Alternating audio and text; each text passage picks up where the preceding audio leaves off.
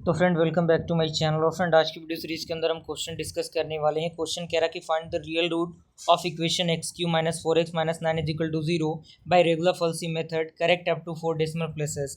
यानी हमें क्या करना है, रियल रूट फाइंड आउट करना है इस इक्वेशन के लिए और रेगुलर फॉल्सी मेथड की मदद से, और 4 डेसिमल प्लेसेस तक वो रहनी चाहिए।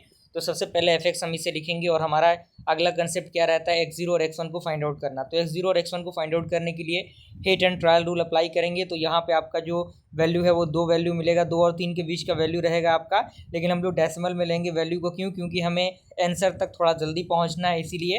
तो यहाँ से हमने चूज़ किया x0 को 2.7 और x1 को 2.8। अब हम क्या करेंगे, फंक्शन के अंदर इन वैल्यूज़ को रखेंगे।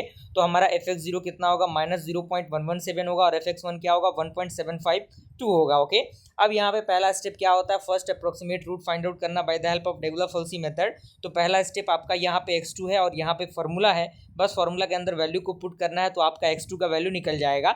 अब ये जो x2 का वैल्यू निकला है उसको हम लोग फंक्शन के अंदर रखेंगे। तो फंक्शन के अंदर रखने के बाद हमारा जो वैल्यू आएगा वो निगेटिव में आएगा। तो इसलिए जो हमारा अगला रूट होगा वो क्या होगा, x0 और x1 के बीच में होगा। तो यहाँ पे आपके सामने वो रूट दिया हुआ है x2 x0, यानी कहने का मतलब क्या है कि ये वाला x2 वाला जो टर्म है वो x0 की तरह काम करेगा, और जो पहले वाला x1 था वो तो x1 की तरह काम करेगा ही करेगा। देन उसके बाद फिर से हम फंक्शन के अंदर रखेंगे और उसके बाद second approximate root find out करेंगे। तो यहाँ पे जो वैल्यू आएगा कुछ इस प्रकार से आएगा, और उसके बाद हम इस वैल्यूज़ को रखते जाएंगे अपने फार्मूला के अंदर। यानी इसमें कुछ नहीं है, बस फार्मूला है, फार्मूला के अंदर वैल्यू को पुट करना है, आंसर आपको मिलता जाएगा।